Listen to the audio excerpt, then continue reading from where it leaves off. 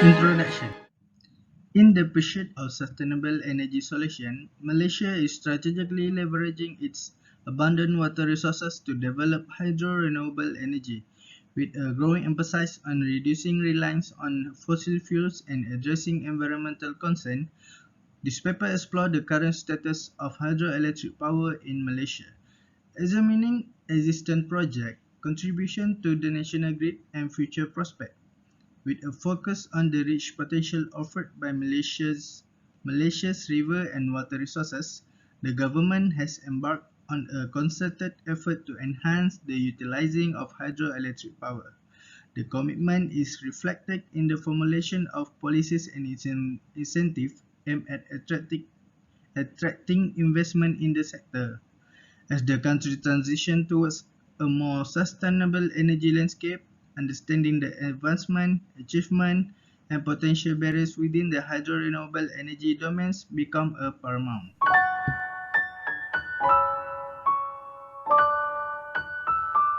So right now, I will introduce the energy policies related to the hydropower energy in Malaysia. So this figure indicates the evolution of different energy policies in Malaysia from the year 1979 to present. Okay, so right now I'll introduce the first energy policy which is introduced by the government, which is the National Energy Policy 1979. So this policy mainly focuses on improving energy efficiency, and it also provides three main objectives, which is focusing on energy supply, utilization, and environmental issue. Other than that, it also promotes the usage of renewable energy system and diversifying energy production methods. Next, in 1980, government also started National Depletion Policy 1980. So this policy is introduced to safeguard the exploitation of natural oil reserves. Other than that, it also promotes the usage of different renewable energy systems such as the hydropower energy, solar energy, and wind energy. So next, the government have also introduced the four-field diversification policy in 1981. So the main purpose of this policy is to prevent over-dependence toward oil as the main energy source. And this policy is aimed to ensure reliability and sustainability of energy supply. So as a result of this policy, the percentage of energy sourced from oil decreased steeply throughout the year from 78.83% to 33.54%. So next, the four-field diversification policy evolved into five-field diversification policy in 2001. So this policy is introduced with the advancement of silicon and semiconductor industry in Malaysia. So in this policy, the government promoted the usage of different RE systems while considering factors such as geographical locations and economic activities. So figure 2 shows the Malaysian electricity generation mix from the year 1985 to 2005. As you can see, as a result of this policy, the amount of electric generated through oil production has decreased throughout the year. And in contrast, as you can see, different renewable energy systems such as hydro, gas, and coal started to increase throughout the year with the application of these policies. So in 2009, the government has introduced the National Green Technology Policy, and this policy will be focusing on the development of applications which can be used to conserve natural resources and environment. And this policy also focuses on reducing the negative impacts of human activities. And at the same year, the government has also introduced the National Policy on Climate Changes, which provide guidance to set the nation's direction in response to climate changes. And in this policy, the government will be focusing on development of sustainable alternative path to conserve natural resources by utilizing more renewable energy systems. And in the year 2010, the government has also introduced the National Renewable Energy Policy and Action Plan. So in this policy, the government target to reach a renewable energy capacity mix of 30% by 2025. And other than that, the government also plans to reduce the price of maintenance and installation for renewable energy systems so that it can be more affordable by the public. And in 2015, the government have also introduced the National Energy Efficiency Action Plan. So in this policy, the government presented a well-coordinated and effective strategy for energy efficiency measures in different sectors. And this policy has led to reduced energy consumption and economic savings for the customer. And lastly, the last energy policy introduced is the National Determined Contribution 2021. So in this policy, the government target to lower the emission and intensity of greenhouse gases to GDP of 45% before the year 2030.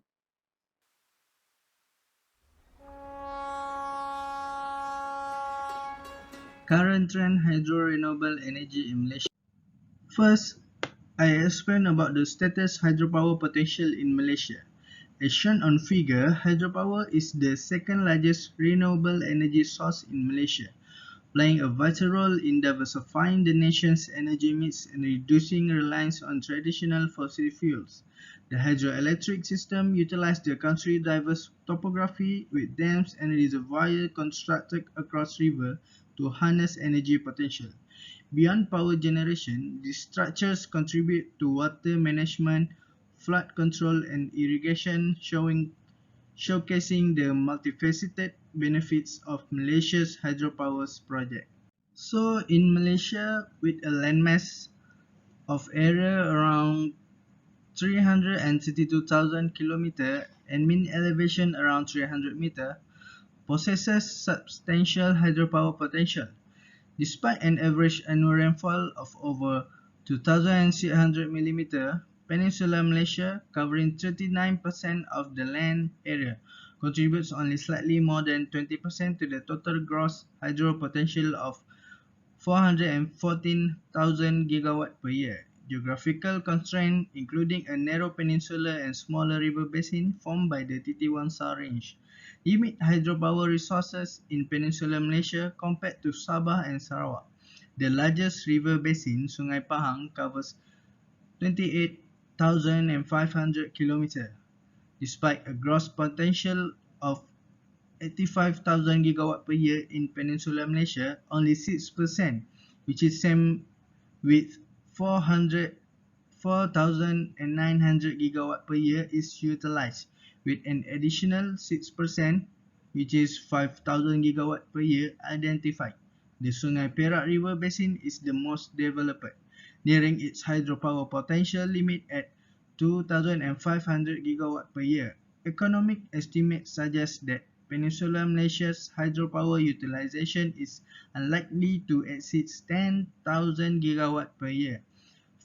Factors such as topography, limited favorable conditions, and existing development level contribute to the relatively restrained exploitation of hydropower resources in the peninsula. Next, we go to the type of hydropower in Malaysia. There is two types of hydropower in Malaysia, which is small hydro and large hydro. First, I explain about the small hydro in Malaysia. Approximately 2.5 gigawatt of small hydro resource potential has been identified in Malaysia through a comprehensive assessment that considers existing installed project, planned project, and industries identified sites. This data collected through focus group discussion and interviews with industry players and associations indicates Peninsular Malaysia as having the highest potential at 1,736 megawatt, followed by Sabah with 591 megawatt and Sarawak with 188 megawatt. Despite the identified potential, the abundance of river basins equal to 189 basins suggests that the actual sites available for small hydro development may surpass the recognized 2.5 gigawatt resource potential. This initiative aims to uncover additional opportunities beyond the initially identified potential, contributing to a more extensive and sustainable small hydro resource in Malaysia. As we can see in the graph below, here's the resource potential for small hydro by region. In Peninsular Malaysia, around 1,736, for Sabah 591, and for Sarawak around 188, which is the total in Malaysia for small hydro is 2,515. Now I go to the large hydro in Malaysia. So in Malaysia, the total large hydro resource potential that could be utilized is significant, with an estimated resource potential of 13.6 gigawatt over the three regions in Malaysia. Around 73% of the identified resource potential, same with which is same to 10 gigawatt, come from central and northern Sarawak, followed by 23% potential of 3.1 gigawatt in Peninsular Malaysia, and the last 4% equal to 493 megawatt is identified in Sabah. Given its large potential in Malaysia, developing plans are already in place for more than half of the estimated resource potential.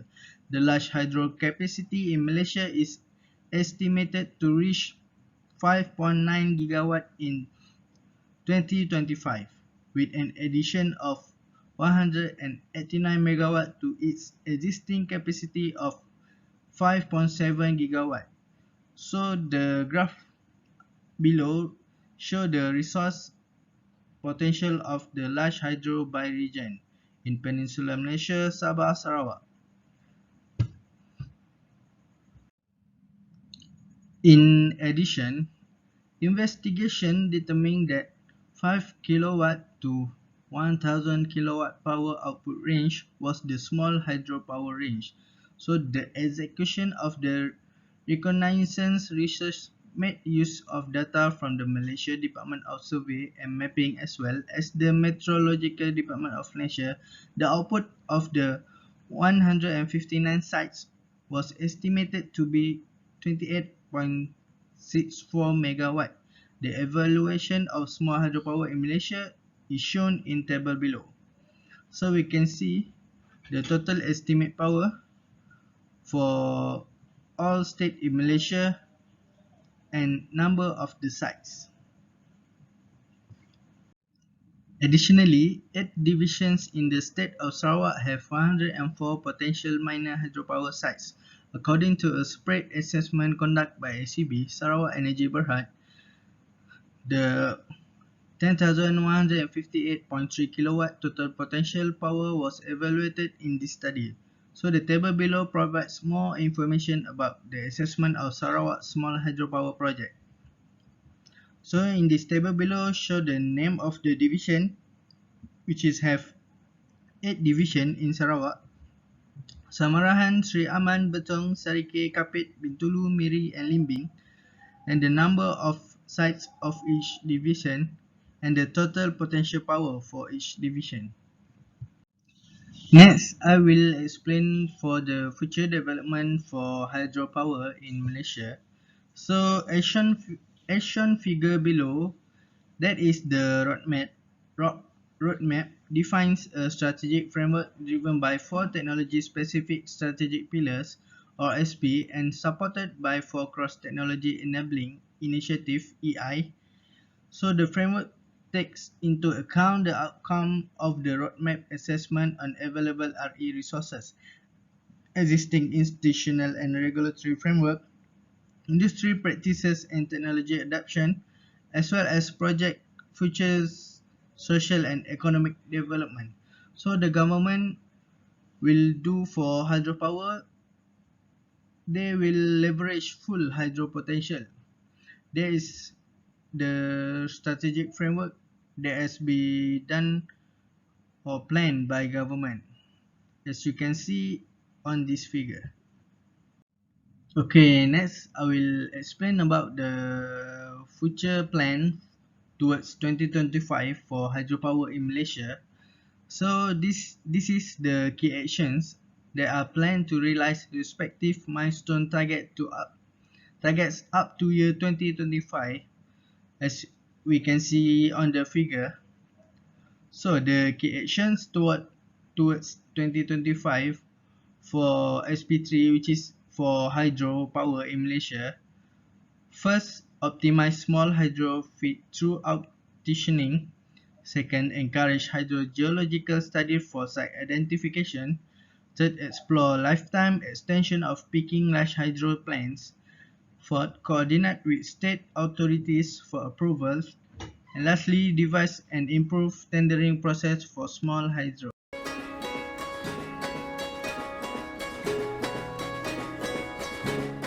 Okay, so now we'll be looking at the issues and challenges due to hydroelectric power generation.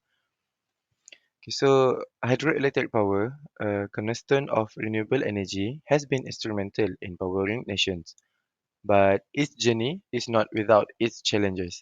Today, we delve into specific issues faced by hydroelectric power generation in Malaysia, exploring examples that highlight the complex interplay between energy production and environmental, social, and economic consideration. So, this begins with the environmental impact of hydroelectric power generation. The figure here shows the Bakun Dam in Sarawak. For instance, while this massive project contributes significantly to Malaysia's energy grid, its construction led to the flooding of vast area of rainforest. This disruption altered local ecosystems, displacing diverse flora and fauna and raising concerns about deforestation and biodiversity loss. Next, moving beyond environmental concerns, hydroelectric projects like the Sarawak Corridor of Renewable Energy, which is CORE, underscore the social challenges faced in Malaysia.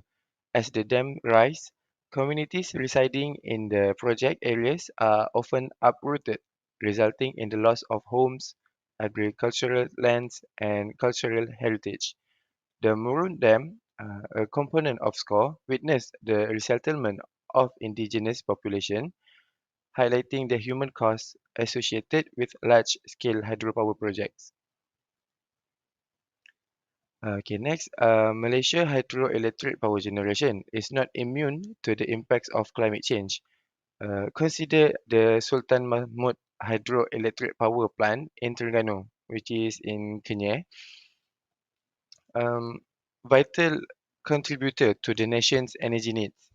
Prolonged droughts, uh, intensif- intensified by climate change, can significantly reduce water levels in reservoir, impacting the plant's efficiency and reliability. This vulnerability raises questions about the resilience of hydroelectric power in the face of changing climate. And then the next point is beyond these environmental and social aspects, the financial and technological challenges faced by the sectors cannot be overlooked. The construction of large-scale hydropower projects demands substantial upfront investment. The Bakun Dam stands as an example, illustrating the financial burdens that can strain government agencies and private entities involved in project development. Staying technologically relevant is another hurdle, as advancement in hydropower technology must be incorporated to ensure the efficiency and minimize the environmental impacts. So, in conclusion, while hydroelectric power remains a key player in Malaysia's energy landscape, a delicate balance must be struck, recognizing and mitigating the environmental, social, and economic challenges is crucial for sustainable and responsible development. As we navigate towards a cleaner energy future, understanding these complexities will pave the way for a harmonious coexistence between progress and preservation.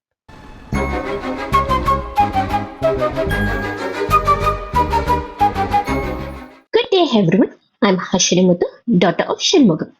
Let's continue our presentation on advantages and disadvantages of hydropower energy. Here is the quick recap on what we are expecting throughout my speech or presentation. The first content is advantages, and the second content is disadvantages, and the third content is how to overcome the above mentioned disadvantages. Advantages, which is content 1. Renewable and clean energy. As it can be seen, Throughout this video, the hydropower generate using renewable energy source as it will not run out like fossil fuels. This is important for Malaysia, which is heavily reliant on imported oil and gas. Since its source is from the nature, then it is obviously a clean energy source. Clean energy source defines as it does not produce air or water pollution. This is important for Malaysia, which has a growing problem with air pollution.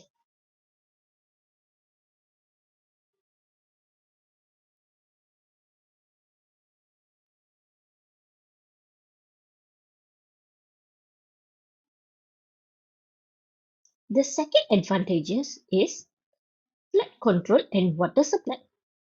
Hydropower dams can help to control floods by storing water during periods of heavy rain and releasing it slowly during periods of drought. It can be seen in the picture as spillways. The spillways is over here. It was a structure that either form a part of the dam or just formed beside it. They are used when a reservoir is full to pass flood water safely in a controlled way over a dam, through it or through it, around it. Hydropower dams can also provide a source of water for irrigation and drinking water. The third advantage is reliable. Hydropower plants can generate electricity 24 hours a day, 7 days a week, regardless of the weather. This is important for Malaysia, which needs a reliable source of electricity to meet its growing demand. As per status and released by Statista Research Department in 2021, the amount of electricity consumed in Malaysia totaled more than 145 billion kilowatt hours, an increase compared to the previous year. Now, we will enter the second content, which is the disadvantages. The first and foremost, there are only a limited number of suitable sites for hydropower dams in Malaysia. The Bakun Power Station was the largest in Malaysia, and 35 to 50 individual hydropower plants are operating in Malaysia. Since it has a limited space, it directly and also indirectly contributed to a certain limitation on how much hydropower can contribute to the country's energy mix. The second disadvantage is high initial cost. The initial cost of building a hydropower plant is high. This can make it difficult for Malaysia to finance a new hydropower project. The third is environmental impact. Hydropower dams can have a significant impact on the environment. They can displace people and wildlife, disturb ecosystem, and change the flow of the river. Now is the content 3, which is how to overcome the disadvantages. In the aspect of the environmental concern, sediment management is one of the methods to overcome it. Effective sediment management plans are crucial to prevent siltation and maintain the health of downstream ecosystem. Techniques like breeding and sediment traps can help control sediment buildup and protect aquatic life.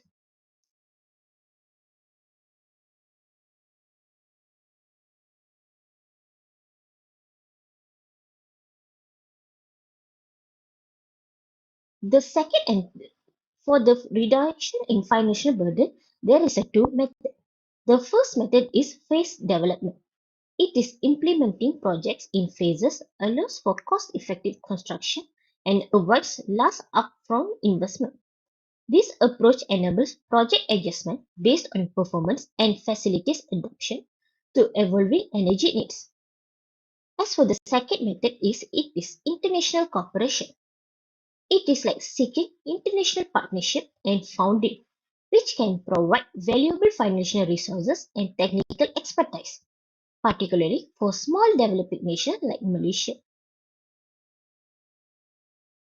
As for the third part it's like optimizing resource management. We can improve the efficiency. It can be improved by upgrading hydropower plants with advanced technology. It can also increase energy output and reduce operational costs. Additionally, implementing smart grid technologies can optimize energy use and minimize losses. Conclusion: hydropower has the potential to power Malaysia's future sustainably. By adopting a comprehensive approach that addresses environmental concerns, minimize financial burden, and optimize resource management, Malaysia can ensure its hydropower development contributes to a clean, secure, and equitably energy future for all. Thank you. That's all for me.